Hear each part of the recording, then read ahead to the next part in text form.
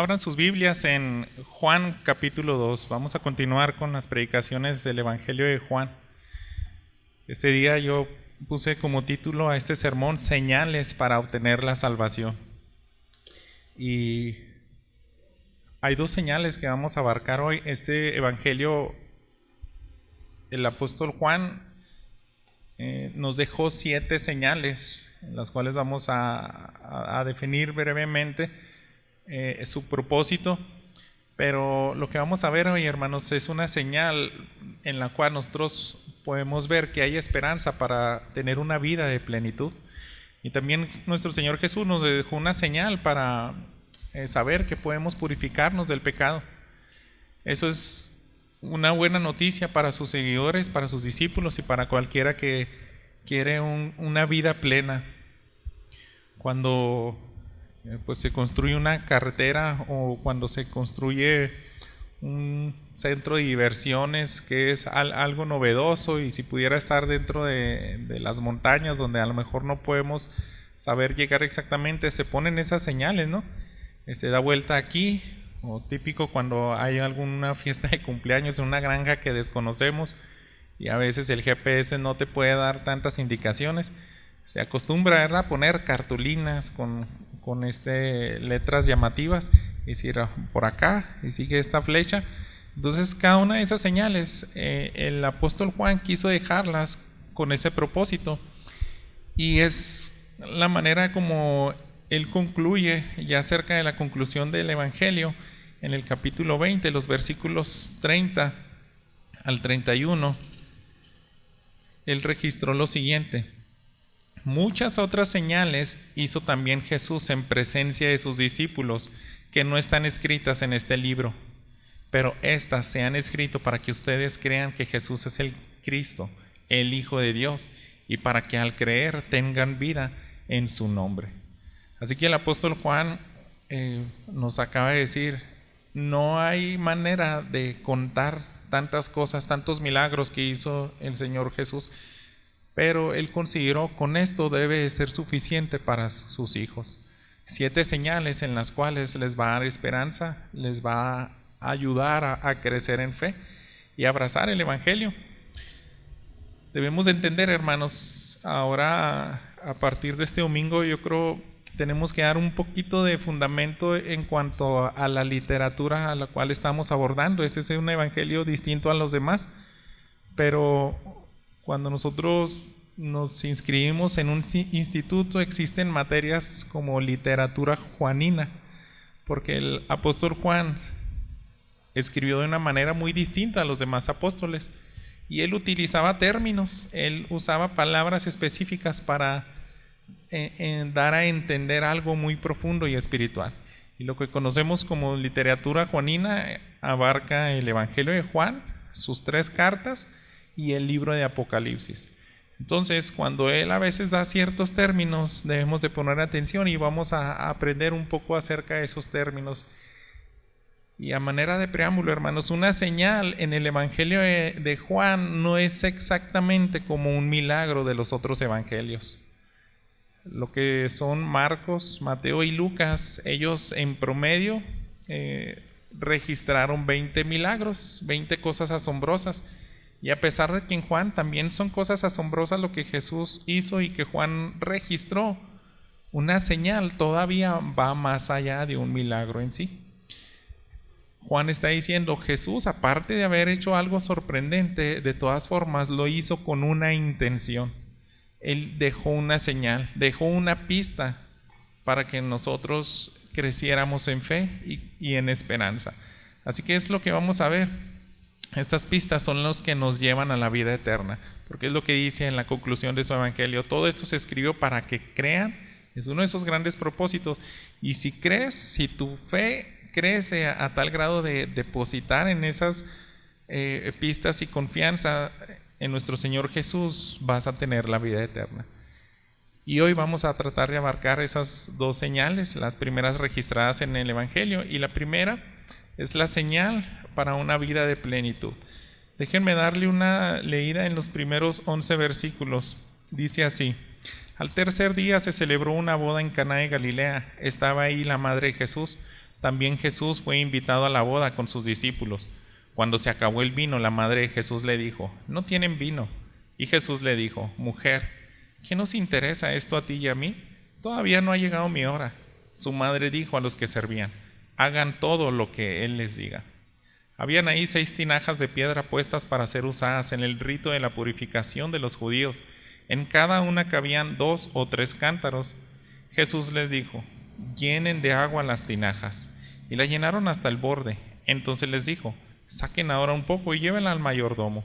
Y se lo llevaron. El mayordomo probó el agua convertida en vino sin saber de dónde era, pero los que servían, que habían sacado el agua, lo sabían. Entonces el mayordomo llamó al novio y le dijo: Todo hombre sirve primero el vino bueno, y cuando ya han tomado bastante, entonces el inferior. Pero tú has guardado hasta ahora el vino bueno. Este principio de sus señales hizo Jesús en Caná de Galilea y manifestó su gloria, y sus discípulos creyeron en él. Vamos a orar, hermanos. Señor, pedimos de tu ayuda para que en este mensaje podamos también crecer en fe y podamos ser fortalecidos, y saques de nosotros cualquier tipo de duda de lo que tú nos vas a enseñar, porque es lo mejor, lo más hermoso, la búsqueda que vale más la pena en esta vida. Asegurarnos, Señor, si tenemos esa vida eterna de la cual habla tu palabra. Así que te ruego, Padre, que tu Espíritu Santo haga esa obra, Señor, que solamente tú puedes hacer en tu tiempo indicado y en la manera profunda como tú la puedes hacer. Rogamos esa bendición, Señor, en los corazones de nuestras vidas, Padre. Nos ponemos en tus manos, en Cristo Jesús. Amén. Bien, hermanos, aquí, como pudimos leer en esta lectura, en la primera parte de este sermón, hay una primer señal que nuestro Señor Jesús hizo. Y el Evangelio de Juan, como vimos en los capítulos anteriores, él está registrando solamente lo que es el lapso de una semana. Aquí en este punto ya se llega a transcurrir 7 días. Podemos algunos creer, bueno, se está acercando al fin de semana, donde en los versículos 12 al 16 ya llegó al día de reposo. Pero en este tercer día dice: se celebra unas bodas en Caná de Galilea. Y era una fiesta común, pues una boda cualquiera. El evangelista nunca nos da detalle quiénes eran los que se casaron, qué parentesco tenían con Jesús, pero sin embargo sabemos que ellos eran invitados especiales, porque dice: estaba Jesús con su madre, con sus hermanos, pero también con sus discípulos. Posiblemente la madre y Jesús eran parte de los que nosotros podemos considerar como padrinos u organizadores. Es una posibilidad. ¿Por qué? Porque María estaba al pendiente del vino. Ella sabía que se terminó parte tan importante de una fiesta de bodas. Y quiero, hermanos, que entendamos que todo esto tiene una connotación muy sorprendente y algo que tal vez muchos no detectaron en ese momento de lo que estaba transcurriendo. Piensen bien, hermanos, nuestro Señor Jesús inició su ministerio a los 30 años de edad, y de los 30 años de edad pues hasta donde nos tiene registrado Lucas como ese incidente en el templo, pues fue algo así que dejó pensando a sus padres, pero es algo oculto, y damos por sentado que era una persona común, o sea, nunca había hecho nada fuera de lo normal. Seguramente su comportamiento sí era diferente al de las demás personas, pero nunca había hecho nada sobrenatural. Y lo que nos relata en esta boda, los primeros versículos, quiero que lo entendamos como una narrativa de algo tan común y trivial. Déjenme volver a darle una lectura a los primeros 5 versículos. Al tercer día se celebró una boda en Caná de Galilea. Estaba ahí la madre de Jesús. También Jesús fue invitado a la boda con sus discípulos. Cuando se acabó el vino, la madre de Jesús le dijo: ¿No tienen vino? Y Jesús le dijo: Mujer, ¿qué nos interesa esto a ti y a mí? Todavía no ha llegado mi hora. su madre dijo a los que servían: hagan todo lo que él les diga. Esta historia, hermanos, en este punto, a veces nosotros podemos estar adelantando conclusiones y en el panorama que conocemos del Evangelio podemos sospechar que tiene algo importante, algo espiritual de trasfondo, y así escribió el apóstol Juan. Hay muchas cuestiones en este Evangelio donde Jesús hace tantas figuras de lo celestial para enseñar a través de situaciones comunes. Entonces, él aprovechó una boda, un evento común y una situación en la cual se puede llevar a cabo, ¿no? Siempre en las dos bodas pasa algo. Se nos va un detalle de tantos pendientes que hay que hacer y fácilmente se puede terminar algo. Yo estaba ayer en la celebración del 50 aniversario de mis papás, y a la mitad del sermón me acordé que me habían encargado meter las sodas en el hielo, pero ya habían pasado como 3 horas que tenía que haber hecho eso. Entonces me levanto bien asustado porque nunca había visto esas sodas y son cuestiones que pasan. En una boda, yo lo veo así, como una boda común. Pasó algo y simplemente llega la mamá corriendo y le dice: Jesús, se acabó el vino. Y terminarse el vino en una boda, hermanos, era pues una vergüenza. Obviamente era un evento social, cultural, y parece denotar que estaba a la mitad del festejo. Simplemente el novio no calculó bien, se le fue ese detalle y se agotó el vino. El novio, hermanos, era en esa cultura y en esa época el centro más importante de toda la celebración. A nosotros se nos llama más la atención la novia por nuestra cultura, pero el novio tenía que organizar todo y tenía que dejar un buen festejo para sus invitados. Así que esta boda, hermanos, iba rumbo al desastre, porque el vino, pues en esa cultura era algo pues para alegrarse, como en cualquier otra cultura. Jesús estaba ahí, seguramente pues nunca entraba en esos excesos, pero él podía estar conviviendo y pasando un buen rato con sus discípulos, con sus familiares, con amigos conocidos seguramente desde la boda. Así que los anfitriones, antes de que ellos se dieran cuenta, pues María se percata, y ella, al acercarse con Jesús, vemos algo curioso, hermanos. Es algo interesante en el versículo 4, cómo se dirige nuestro Señor Jesús a María. Él le dice: mujer, ¿qué nos interesa esto a ti y a mí? Todavía no ha llegado mi hora.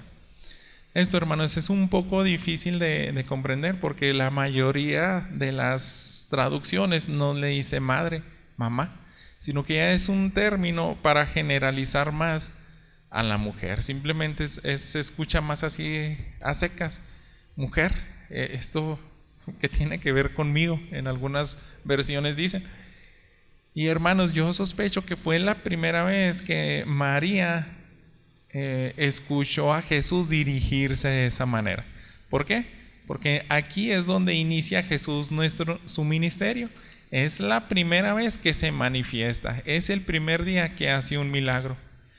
Y desde ahí, hermanos, empieza a cambiar todo, y también incluso las relaciones de cómo las va a manejar él ahora en adelante. Vayan a Lucas capítulo 8. Hay una ocasión donde la familia de Jesús le está buscando y todos se dirigen a ellos: oye, aquí está tu mamá y tus hermanos. O sea, se están dirigiendo en esos términos. Pero sin embargo, fíjense cómo dice nuestro Señor Jesús en los versículos 19 al 21. La madre y los hermanos de Jesús llegaron a donde él estaba, pero no podían acercarse a él debido al gentío. Tu madre y tus hermanos están afuera y te quieren ver, le avisaron. Pero él les respondió: mi madre y mis hermanos son estos que oyen la palabra de Dios y la hacen. Jesús, hermanos, no estaba faltando el respeto a su madre, seguía comportándose de manera amable como hijo, pero ya no le dijo: oye madre, pues ¿por qué vienes así conmigo a explicarme esta situación? Él se refiere a ella de una manera respetuosa, pero así común, como si ya no tenemos ese parentesco de madre e hijo. Más probable es que ya aquí había muerto José, Jesús era el primogénito y como primogénito pues estás a cargo ahora eres el varón de la casa. Si ellos eran invitados especiales, sospechamos eso, entonces María es como si se dijera al segundo después de José su marido, ¿qué vamos a hacer para ayudarles a nuestros amigos? Nosotros que somos una especie de padrinos. Yo entiendo, yo quiero imaginarme así la escena, hermanos. Es una situación tan común y Jesús le dice, ¿qué pasó contigo, mujer? Y de ahí en adelante Jesús cambió la relación. Fue una gran bendición que María lo haya criado, pero ahora está diciendo, ya no más eres tú mi madre. La madre y mis hermanos son los que hacen la voluntad del Padre.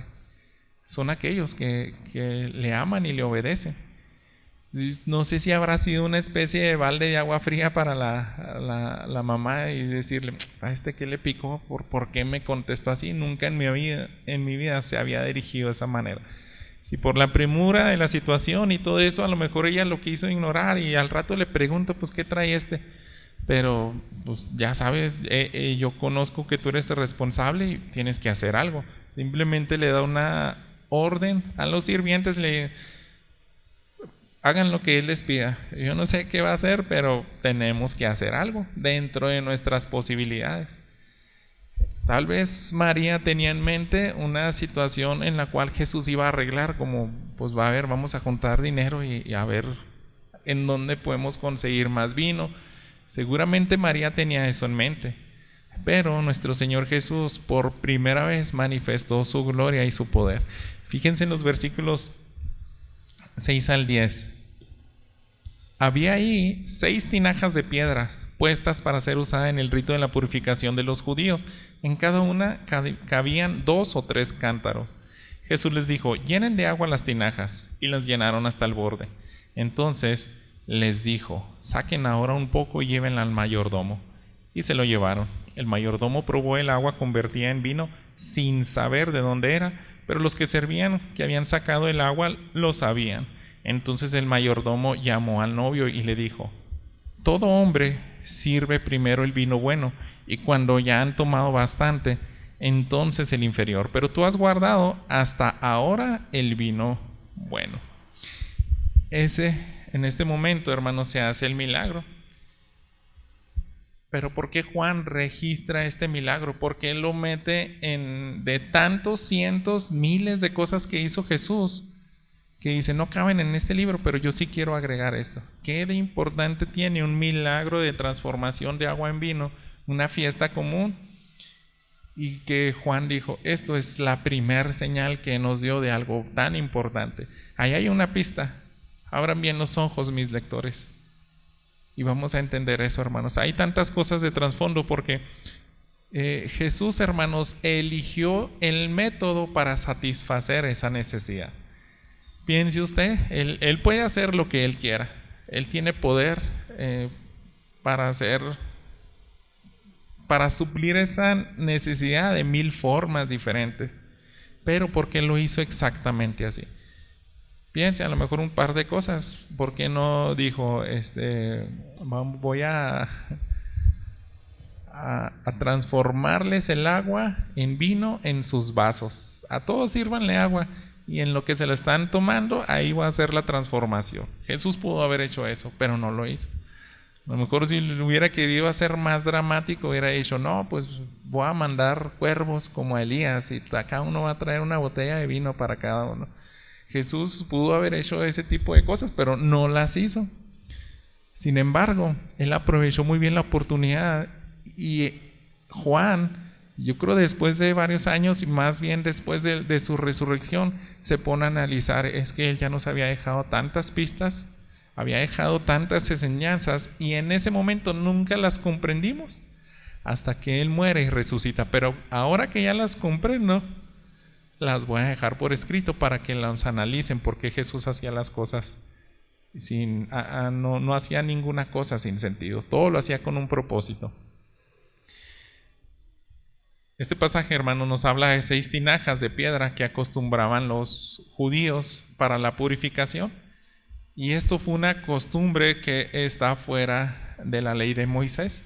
Sí, él decía, tienen que mantenerse puros, pero recuerden que los fariseos y los escribas aumentaban esas reglas y de alguna manera dijeron, no, en tu casa pon 6 tinajas y tienen que caber entre 2 o 3 cántaros de agua. Y ahí vas a limpiar tus alimentos, te vas a lavar las manos, vas a purificar todo lo que existe en tu casa. Entonces, si se fijan, él no estaba en un templo, estaba en una casa o estaba, no sé, en cierto lugar donde se desarrollaba la fiesta, pero habían 6 tinajas que estaban destinadas para la purificación de las cosas. Y Jesús dijo, yo les voy a transformar el agua en vino, pero les voy a dejar una pista de lo que voy a hacer en un futuro. Así que me van a llenar esas 6 tinajas al borde, no a la mitad, no, tienen que llenarla hasta el borde. Y yo quiero que sepan, simplemente sigan las instrucciones y así lo hacen. Para que usted se dé una idea, hermanos, de cuánto vino produjo nuestro Señor Jesús. La cifra en la conversión de tablas, la menor cifra que podemos considerar son al menos 500 litros de vino. 500 litros. Y aquellos que son organizadores de fiestas, pues seguramente se dan cuenta que no se puede acabar esa cantidad tan fácil. Jesús, hermanos, hizo en abundancia. Y eso yo creo que ya entra como una enseñanza en la primera señal.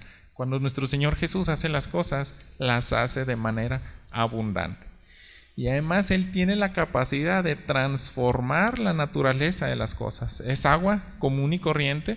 Los sirvientes que estaban echando ahí el agua, cuando Jesús les dice, llévense al mayordomo o al encargado de la boda. Yo pienso que a lo mejor uno se está riendo, pues qué clase de broma le está haciendo este hombre.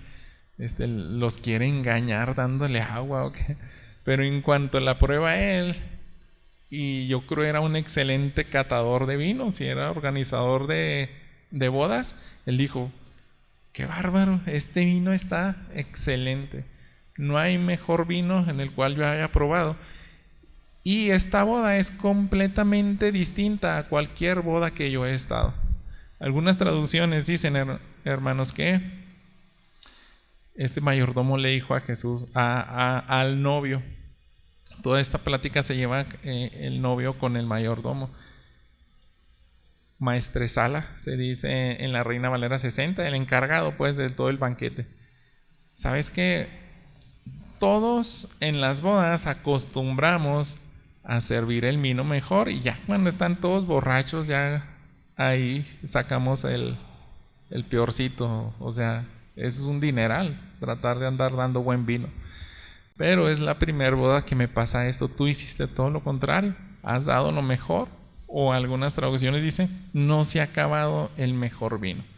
Entonces nuestro Señor Jesús, hermanos, debemos de ver esa señal. Él les quiso dejar claro a sus discípulos principios como yo puedo cambiar la naturaleza de las cosas. Yo tengo ese poder también para dar plenitud en una boda donde se hubiera echado todo a perder y seguramente hubiera sido la burla por el resto de su vida, donde te pones a platicar. Pues qué pasó en tu boda, ¿no? La de él sí se la llevó, se le acabó el vino. Hizo un desastre en esa boda. Pero no, nuestro Señor Jesús hace que todo avance en abundancia. Así que todo esto también tiene un trasfondo, hermanos, de que Jesús estaba dando una señal. Recuérdense que uno como judío vivía en el antiguo pacto de Moisés.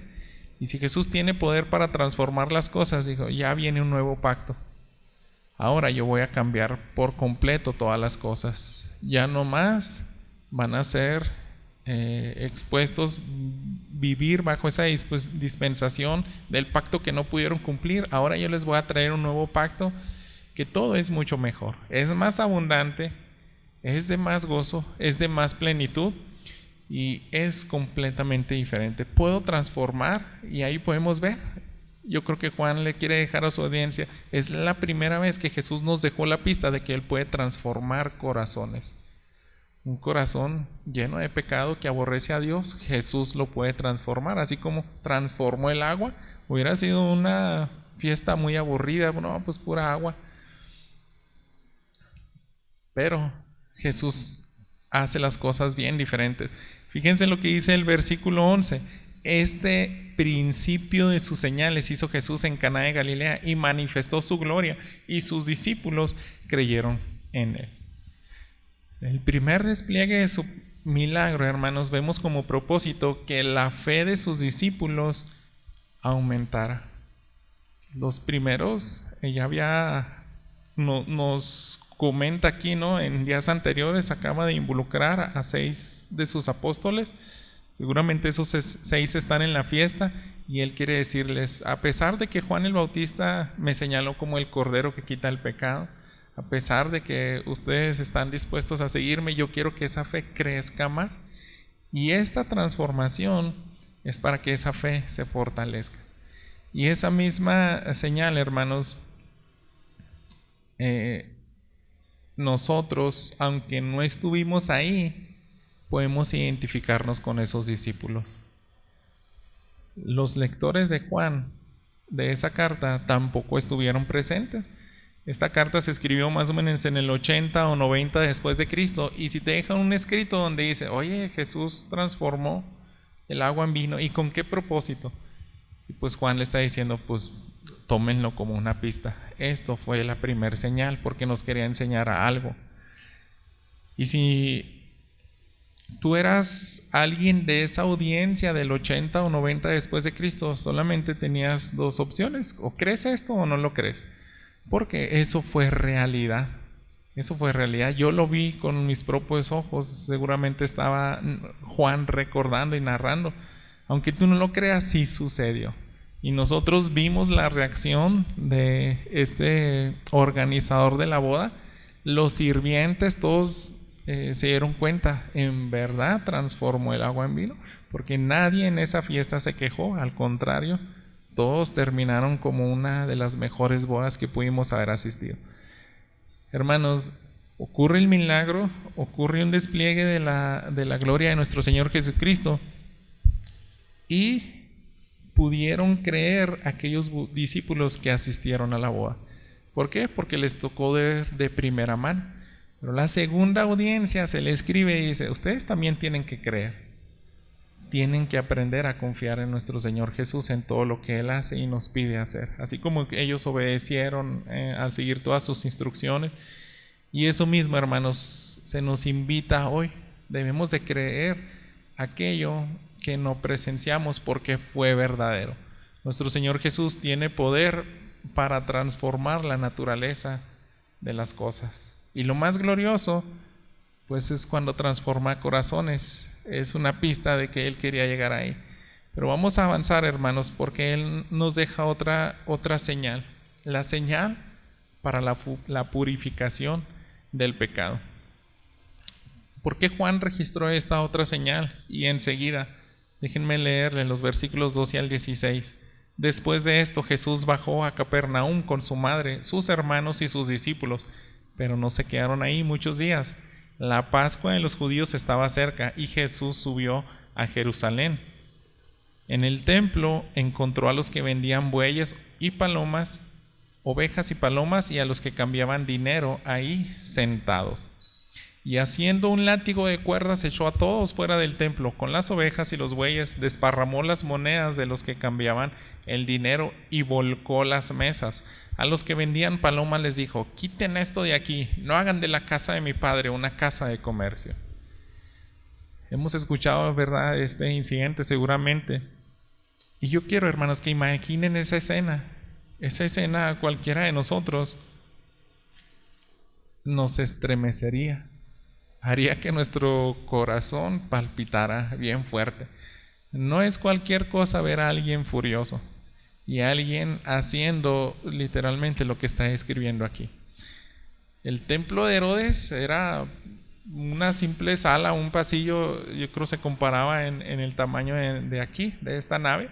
pero el templo de Herodes, lo que es el patio de los gentiles, cabían miles y miles de personas.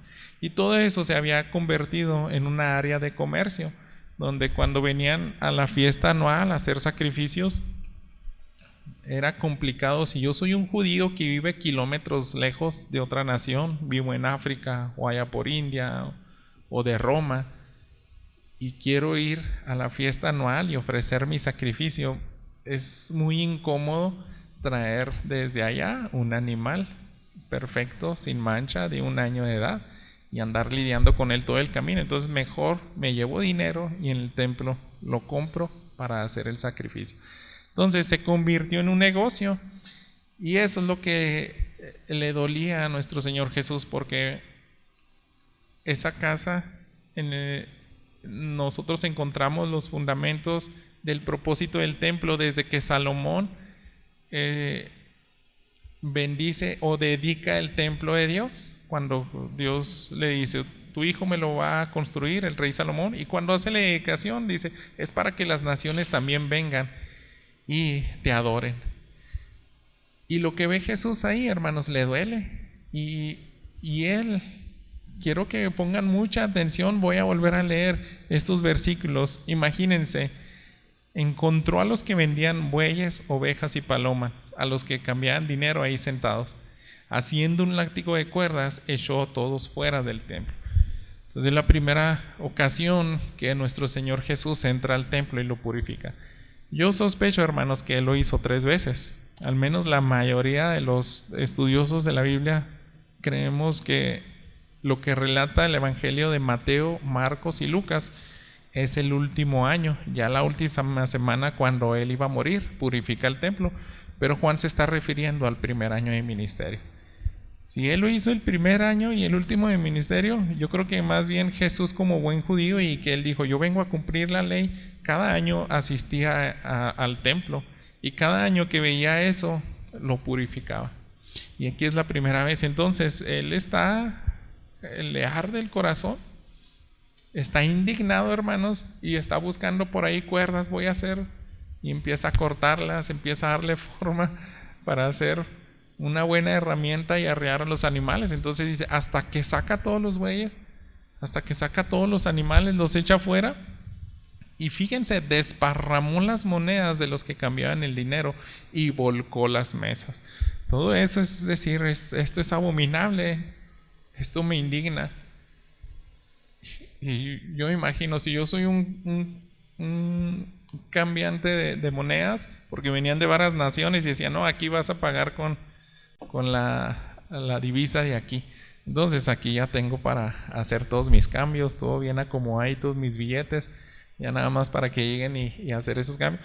Pero allá como a 50 metros escucho un relajo y unas palomas volando, unos bueyes saliendo, corriendo, y cada vez se acerca más ese desastre. Lo mejor es que yo empiezo a agarrar todo y me voy de ahí, ya cuando veo a Jesús cerca. Jesús se las arregló, hermanos, para sacar por completo a todas esas personas que estaban estropeando el propósito del templo. Agréguele lo que nos narra el Evangelio de Marcos. En el capítulo 11, los versículos 16 al 17, dicen lo siguiente: llegaron a Jerusalén desde el 15, entrando Jesús en el templo, comenzó a echar fuera a los que vendían y compraban en el templo, volcó las mesas de los que cambiaban el dinero y los asientos de los que vendían las palomas. Fíjese el 16: y no permitía que nadie transportara objeto alguno a través del templo. Y les enseñaba diciendo: ¿no está escrito: mi casa será llamada casa de oración para todas las naciones? Pero ustedes la han convertido en cueva de ladrones. Jesús hacía énfasis y decía: esto tiene un propósito, no es para que anden extorsionando a las personas, porque también los historiadores dicen, parecía un aeropuerto, los precios, todo bien caro, y hacían negocio. ¿Y cuándo van a venir a orar las naciones, a relacionarse con mi Padre, si ustedes tienen todo su cochinero aquí? A nuestro Señor Jesús le dolió tanto, hermanos, porque Se dice que esa parte del patio se utilizaba como un atajo de la ciudad de Jerusalén, donde decían, no, pues yo voy a atravesar allá la puerta tal, o no, el templo está bien grande, me voy a meter por ahí en medio. Y lo que hace nuestro Señor Jesús, dice, ni siquiera esas personas permitía que pasaran por ahí y ni con objeto alguno. Eso, hermanos, es bien osado. Parece como que Jesús se salió de sí, no estaba en sus 5 sentidos, es como un loco. Y dice, válgame, pues esto lo hemos hecho toda la vida, atravesar por aquí, y ahora viene alguien y nos impide. Viene alguien y está revolucionando y purificando y sacando por completo todo. Yo pienso, hermanos, que a lo mejor si había algún rebelde ahí y decir, no, pues que hoy no me fue bien en las ventas, allá anda por allá enojado, aquí me voy a quedar, nomás voy a esconder poquito. Y se hizo loco tal vez unos segundos, pero Jesús, yo sí creo que estaba rondando en el templo hasta que sacó a todos. ¿Sigues tú aquí? Órale, vas para afuera. Eso, hermanos, es una señal de que Jesús quiere purificar la adoración, la manera como nos relacionamos con Dios y principalmente a su pueblo. Es una señal de purificarnos del pecado. ¿Por qué? Porque entra también en esa clasificación. Fíjense, vamos a seguir avanzando en el versículo 17.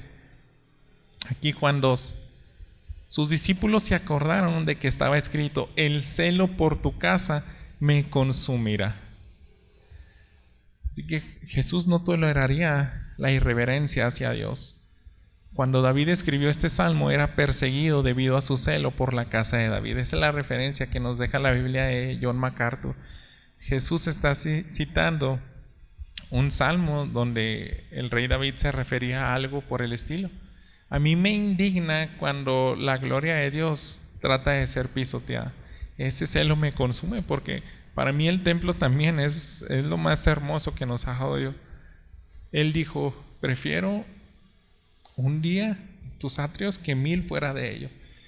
Y también ese mismo celo pues fue profético. El apóstol Pablo nos dice que él está de acuerdo con eso. Y vuelve a citar exactamente ese mismo versículo, pero la segunda parte de ese salmo que utilizó el apóstol Juan. Cuando nosotros vamos a Romanos 15, el versículo 3,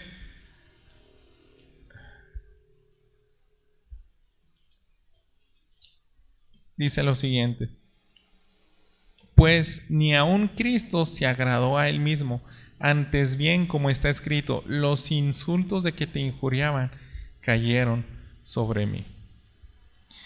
Esos insultos se refiere también a maneras proféticas, porque siempre alguien quiere pisotear el nombre de Dios, quiere deshonrar su gloria, quieren burlarse de él, como lo estaban haciendo estas personas en el templo, pero dice, yo no lo voy a permitir. Esto es algo que no puedo tolerar, esa irreverencia delante de mi Padre. Pablo lo resalta también, así como el apóstol Juan. Tenemos, hermanos, que ser purificados para celebrar las bodas del Cordero, ¿sí o no? Nosotros sabemos que para allá apunta toda la historia de la humanidad, de sus hijos. Incluso Juan en Apocalipsis, el capítulo 19, nos está hablando de ese evento. Por eso les decía, parte de la literatura juanina es resaltar ciertas cosas. El primer milagro se hizo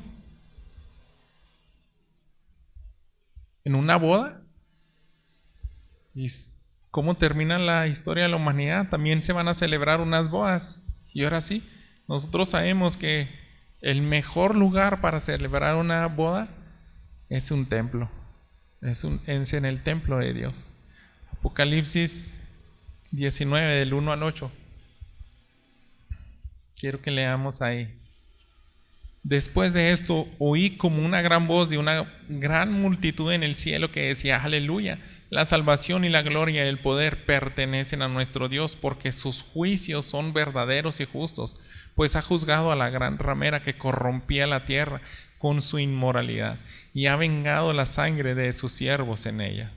Y dijeron por segunda vez, aleluya, el humo de ella sube por los siglos de los siglos. ¿no les parece que sí es una pista de lo que iba a pasar al final de los tiempos? Así como Jesús se indignó y purificó, va a purificar, pero a toda la humanidad, hermanos. Él va a venir como justo juez, va a dar el pago a cada impío que se estuvo burlando y pisoteando el método de salvación de Dios, rechazando a su Hijo. Y así como Él se indignó en el templo ahí en Jerusalén, así va a ocurrir en Apocalipsis. ¿Por qué? Porque Él quiere tener todo preparado para el mejor acontecimiento de los siglos. Dice en el versículo 4: entonces los 24 ancianos y los 4 seres vivientes se postraron, adoraron a Dios que está sentado en el trono y decían: amén, aleluya. Y del trono salió una voz que decía: alaben ustedes a nuestro Dios, todos ustedes sus siervos, los que le temen, los pequeños y los grandes. Oí como la voz de una gran multitud, como el estruendo de muchas aguas y como el sonido de fuertes truenos que decía: aleluya, porque el Señor nuestro Dios todopoderoso reina. Regocijémonos, alegrémonos y démosle a Él gloria, porque las bodas del Cordero han llegado y su esposa se ha preparado. A Él le fue concedido vestirse de lino fino y resplandeciente y limpio, porque las acciones justas de los santos son el lino fino. Aquí en el Evangelio, en el libro del Apocalipsis, sabemos que no podemos estar así en la presencia de Dios si no somos completamente santos y puros. Por eso Jesús, el evangelista Juan, nos dice: esa fue una señal también muy importante. Sin purificación sería deshonroso celebrar unas bodas. Así que tenemos que ser purificados, hermanos, para celebrar las bodas del Cordero. Y pidámosle a Dios y digamos: yo creo que tú también sería bueno que nos des una visitada, así como en el templo, y sacudas nuestros corazones, porque ese celo es lo que necesitamos a veces, hermano. El Evangelio, hermano, tiene que ser equilibrado. A veces es difícil hablar de esta indignación de Dios, de que tenemos que sacar nuestro orgullo y nuestro pecado, pero el Evangelio es equilibrado. Nos dice: Jesús tiene un carácter donde Él quiere la paz, Él quiere celebrar, Él quiere que vivas plenamente y abundante, quiere que disfrutes de lo que Él provee. Ahí el anfitrión de la boda no se dio cuenta que fue el centro así nada más porque sí, pero el que realmente fue la estrella de esa boda en Caná fue nuestro Señor Jesús. Vengamos a Él, pero también tenemos que purificarnos. Quiero leer los versículos 18 al 22 para cerrar esta parte, este sermón. Entonces los judíos le dijeron, después de que purifica el templo: ya que haces estas cosas, ¿qué señal nos muestras? Jesús les respondió: destruyan este templo y en 3 días lo levantaré. Entonces los judíos dijeron: en 46 años fue edificado este templo, ¿y tú lo levantarás en 3 días? Pero él hablaba del templo de su cuerpo. Por eso, cuando resucitó de los muertos, sus discípulos se acordaron de que había dicho esto y creyeron en la Escritura y en la palabra que Jesús había hablado. Entonces fue la segunda pista: creyeron en Jesús, no solamente de sus palabras, sino todo lo que estaba escrito en el Antiguo Testamento por los profetas. Y aquí en esa situación de indignación porque los líderes religiosos se les acabó su negocio, si Jesús sigue haciendo este tipo de purificaciones, pues se nos va a acabar nuestra entrada de dinero. Ellos se enriquecían con eso. En otros evangelios dicen: a partir de esto ya lo querían asesinar. Tenemos que matar a Jesús porque no debemos de permitir que siga haciendo este tipo de cosas en el templo. Así que ellos saltan, se le ponen al brinco a Jesús y le están diciendo: oye, ¿tú con qué autoridad estás haciendo eso? ¿Te crees el Hijo de Dios? Pues a ver, muéstranos, danos una señal, haznos un milagro aquí mismo de que tú tienes esa autoridad divina. Pero Jesús, hermano, no les contestó en sus términos. Él hizo algo para que sus discípulos sean fortalecidos en su fe. Y en ese momento nadie lo comprendió. Hasta ellos mismos se han de ver confundido y pensado lo mismo que los líderes judíos. Oye, Herodes, con todo su dinero, su poder, sus esclavos, puso a trabajar por 46 años para hacer este templo. Y hemos comentado en sermones anteriores de que era como una de las 7 maravillas del mundo antiguo.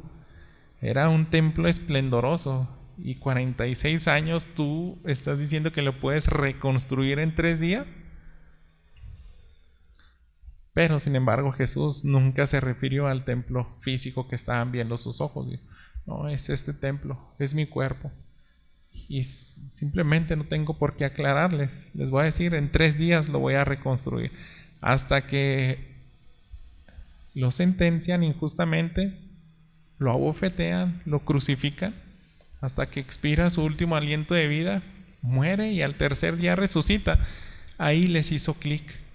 Esa fue la segunda pista que nos dejó nuestro Señor Jesús. Él no decía las cosas nada más así sin sentido. Y esa misma pista, hermanos, es la esperanza que necesitas tú y yo. Porque piensen eso, la audiencia de aquel entonces ya había sido destruido el templo. En el 70 después de Cristo se destruyó ese templo. Juan escribe su carta en el 80 al 90, y yo creo que muchos cristianos decían, pues es que ese templo ya se acabó, y no sé, ¿qué tal si Jesús no es verdad? Y ya se murieron los otros apóstoles, nomás nos queda vivo Juan.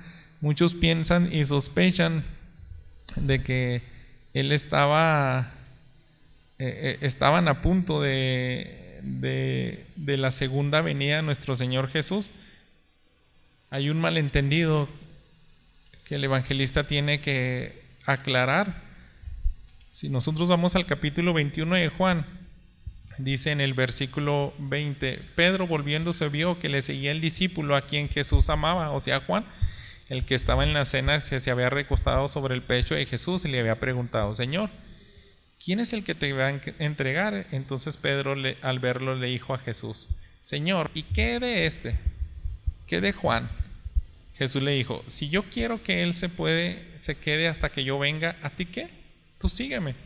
Por eso el dicho se propagó entre los hermanos de que aquel discípulo no moriría, pero Jesús no le dijo que no moriría, sino: si yo quiero que se quede hasta que yo venga, ¿a ti qué?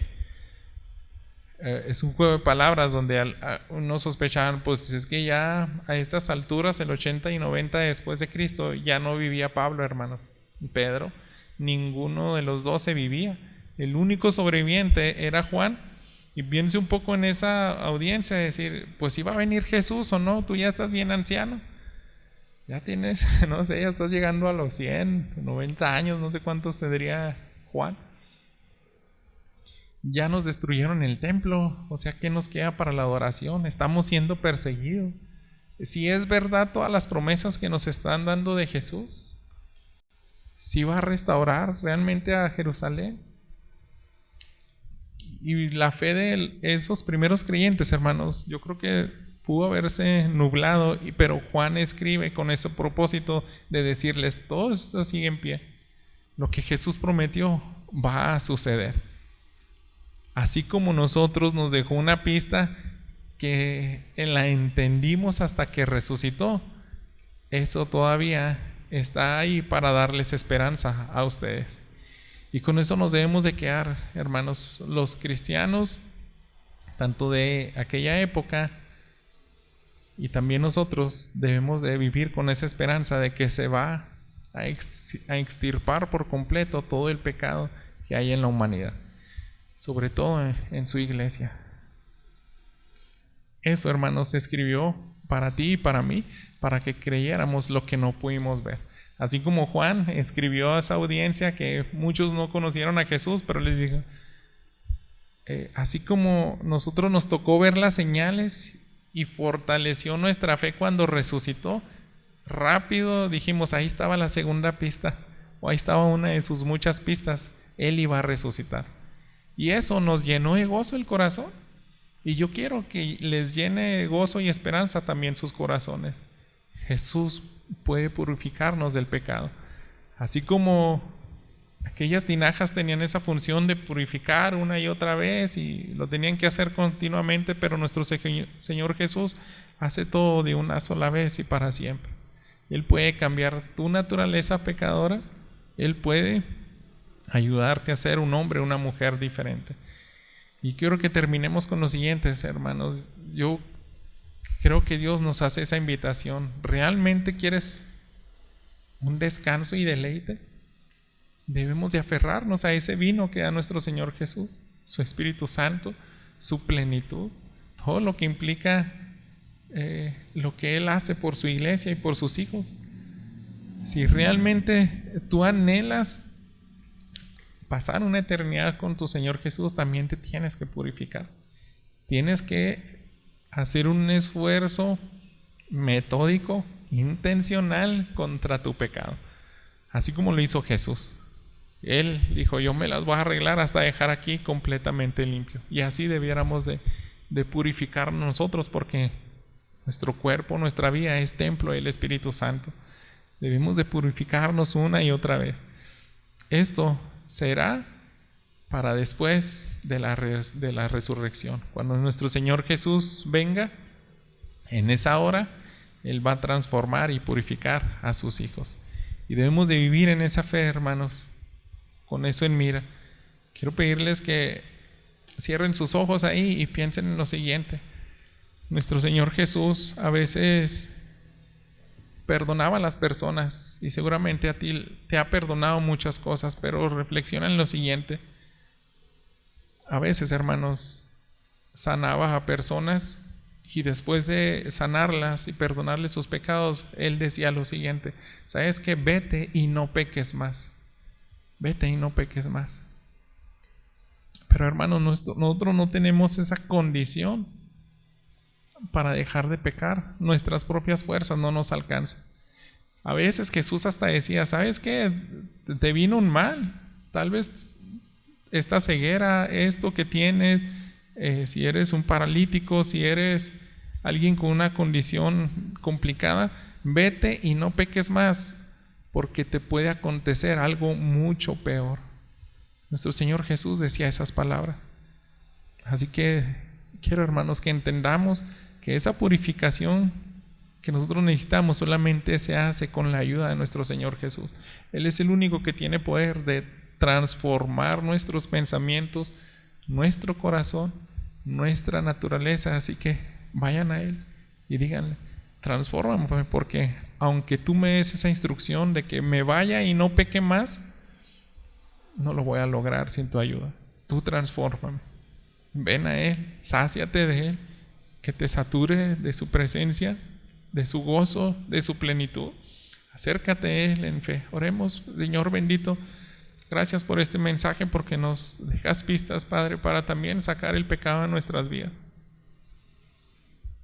Ayúdanos, Padre, a sacarlo, a no dejar de luchar, y muéstranos el método correcto, Señor, la fe y confianza en Cristo Jesús. Porque si creemos en ti, en tu poder sobre la naturaleza, en tu autoridad para purificar del pecado, tú lo vas a hacer, Padre. Te pido que le des fe a cada uno de mis hermanos que estén aquí, para que se sigan purificando, Señor, para que puedan estar en esas bodas perfecto y siempre ansiosos, con esperanza, Señor, de poder celebrar las bodas contigo. Vamos a beber el mejor vino, porque es lo que prometiste tu Padre, y en este día lo vamos a recordar. Bendice a tu iglesia en nombre de Cristo Jesús. Amén.